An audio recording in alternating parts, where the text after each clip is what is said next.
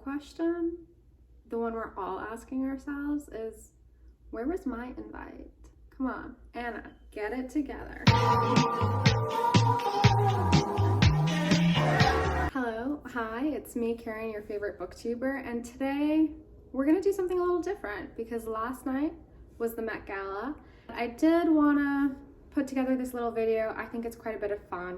I picked a couple of the looks and put them with comparable book covers. I tried to go with more recent releases. I tried to keep it on brand. I don't know, I tried, I played around, but I didn't have any hard or fast rules.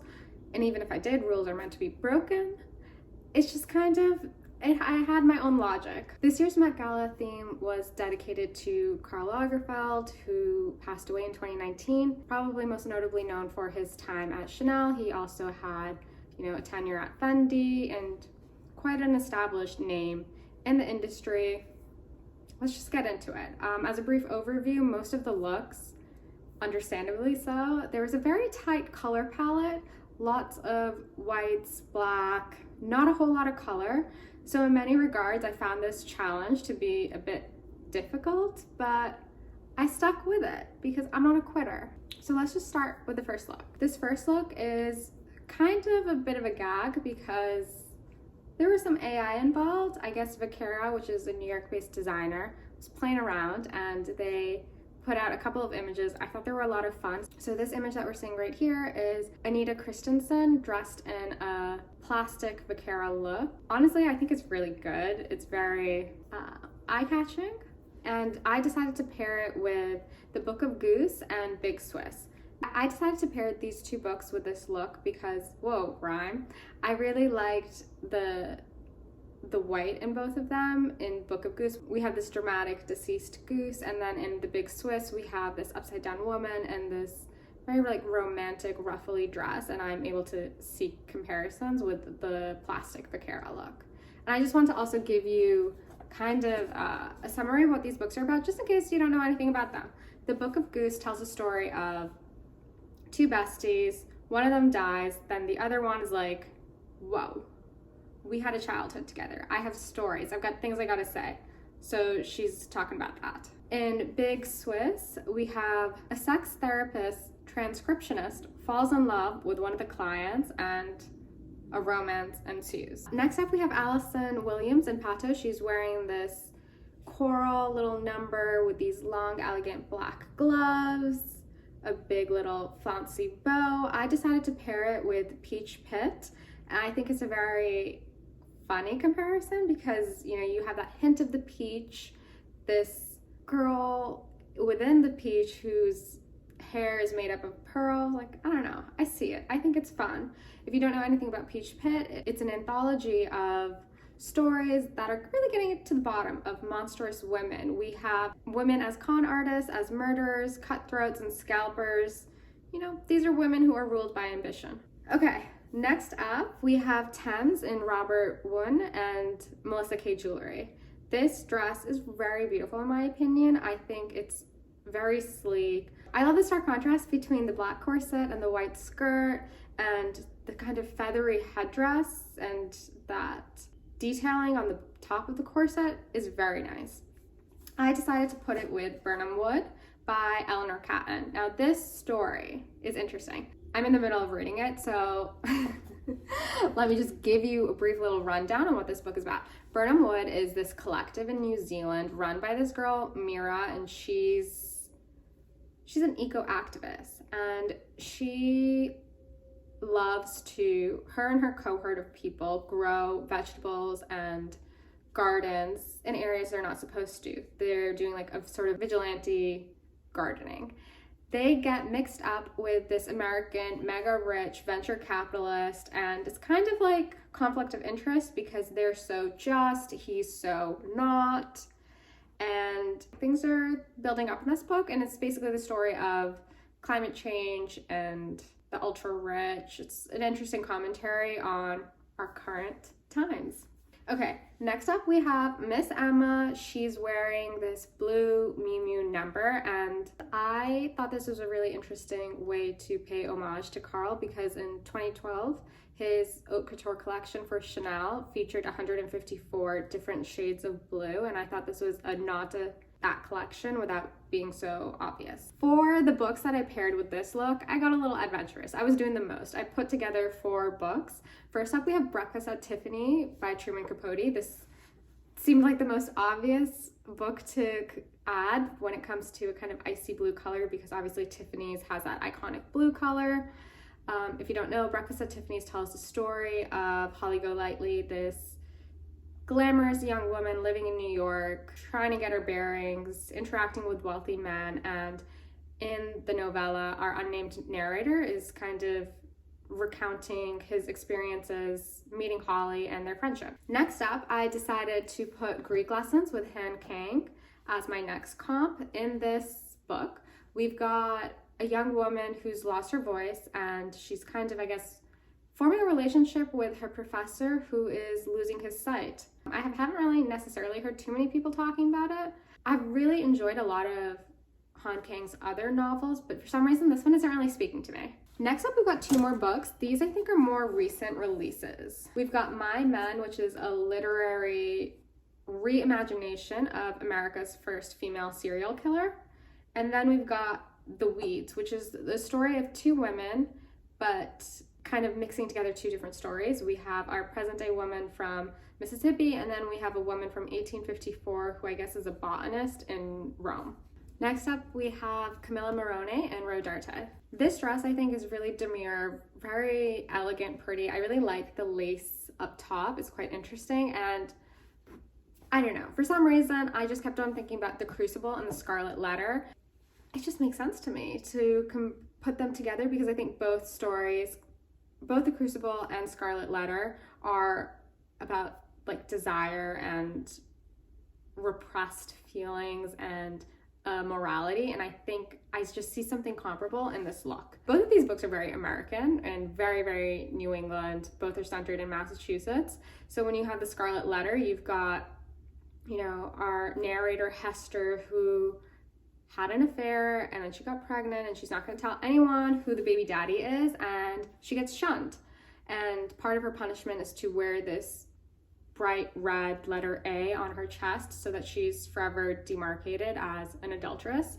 And at one point in the novel, I remembered this detail because Charles, I'll link his channel down below, he just made a video where he was talking about the AP Lit books that he was reading, and I think he DNF'd the Scarlet Letter, but nonetheless, he talked about how Hester is she's a really good seamstress and she's known for crafting this like beautiful lace, and a lot of the women in the town are really drawn to this lace. I think part of it is because one, Hester's really good at her craft, and secondly, because there's this very sexy but secretive element to wear something by a woman who has committed a crime.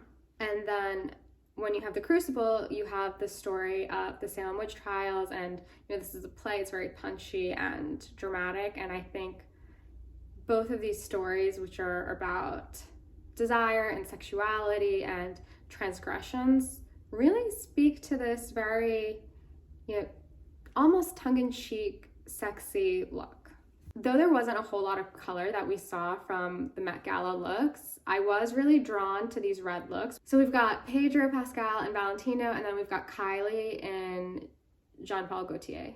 The books that I decided to put for them are Mrs. S and the Biography of X. Both of these covers feature red, so it did seem, you know, like a good comparison. Mrs. S is not yet published. I think it comes out a little bit later in the year. This is a sapphic story of our narrator who meets the headmistress of her school, and she enters into a little affair. The tensions are rising, the desire is there, and you know, it's supposed to be a very good read. I haven't gotten my hands on it just yet, but I'm really excited to read it. And then the Biography of X tells a story of, it's a biography of X. X has recently passed away, and her widow kind of unwittingly opens up Pandora's box when she feels, you know, she wants to get to know her wife more. Come to find out, she really doesn't know a lot about her wife, and the story is an exploration of art and how well you know someone. When I said penultimate there for Pedro and Kylie, I was wrong. I've got 3 more looks to go. Okay, next up we've got Carolyn Murphy, and she's wearing Chanel from 2017. She's in this really pretty strapless, kind of fluffy, frothy number, and obviously she's wearing the color yellow, so I decided to pair her with book covers that are also using the color yellow. We've got Happy, Collected Works, and Yellow Face. Of course, Happy and Yellow Face have these very bold, bright yellow covers, so it's very obvious, but you know, I just had to make that. I had to pair those together because it made sense. Happy is coming out, I believe, in November. It tells the story of a young farm boy from Punjab who immigrates to Italy, unbeknownst to him. Is that the correct way to say that word? He somehow got involved in some crime syndicate. The people who helped him immigrate are like, hey, you owe us a debt. Like, let's make it happen. Happy's daydreams are at odds with the bleak reality of his life. This is a story of migrant workers and nationhood and globalization. And I'm really excited to read it, even though I know it's not going to be a very happy story. Then we've got Collected Works. This is kind of a mystery story from what I understand. A man's wife went missing many years ago, and he is looking back on his life. He's not very happy with how his life has gone by. His friend, a painter, is obsessed with the disappearance of his wife, and the children find out a very interesting detail, and this is a story about what happens to the mother, but also what makes a person disappear. Yellowface is very interesting to me because our author, she's really writing these books, and this one sounds really interesting to me. I have not read Babel, and I don't think I will, though I've heard really good things about it, but maybe this novel might pique my interest. Yellowface tells a story of a New York Times bestselling author whose book is making the rounds. It's doing incredibly well, except we've got a big problem, because it turns out the author, A, did not write this book, and B, she's not Asian. So it seems very dramatic, very intense, and like there's a lot of very cutting commentary that really does seem very interesting. The next look is Eva Chen in Fendi, and I thought that this was a very fun look because it's quite sparkly, and I love this hint of this shocking mint green. I wasn't able to find a book cover that had this similar green, so instead I found 3 different covers that kind of use green. First up, we've got The Immortal King Rao, we've got Lost Places, and then the third book is Concerning Those Who Have Fallen Asleep. The Immortal King Rao came out, I believe, last year, and tells a story of a young South Asian boy who's born to a family of farmers and somehow becomes a CEO of a tech company. In Lost Places, this is a kind of sci-fi collection of short stories. There's a hotel that shouldn't exist, a mysterious ballad, a half-remembered children's TV show, and then Concerning Those Who've Fallen Asleep is also a collection of short stories, which I know there's so many people who don't like short stories, so please don't be mad at me for including so many. It's just what happened. But in Concerning Those Who Have Fallen Asleep, these are stories about choice, institutions, and our dreams. All very vague, but it is kind of hard to describe short stories and what connects them, especially if you haven't read the book. For our final look, we've got Anne Hathaway in Versace. I really think Anne Hathaway looked very lovely in this look, and I really love her hair and her makeup and her styling. I don't know, I think it's really nice. So the books I decided to pair her look with are In the Cafe of Lost Youth and Other Men's Daughters. In the Cafe of Lost Youth, I really like how the woman in this photograph, her hair is like very big and voluminous and reminds me of Anne Hathaway's hair in this look. And then Other Men's Daughters, we have a woman dressed in a white dress, so I decided to put it with Anne Hathaway. Okay, what those 2 books are about, if you're curious. I really want to read both of these, but I just haven't gotten around to it. In the Cafe of Lost Youth, this is a story of Paris in the 1950s, kind of looking at its dark underbelly. We have 4 different narrators who are all obsessed with Loki, who's this waif-like enigmatic character, and they're trying to tell us more about her story, get to the bottom of what happened to her. For some reasons, because of the 4 different narrators and obsession with a young female, it's reminding me of The Sound of the Fury. For the second book, we have Other Men's Daughters. This is a story about Cambridge, Mass, where we've got a fancy pants professor who ends up falling in love with a student over the summer. And, you know, it's another one of those stories about illicit love, and it sounds quite provocative.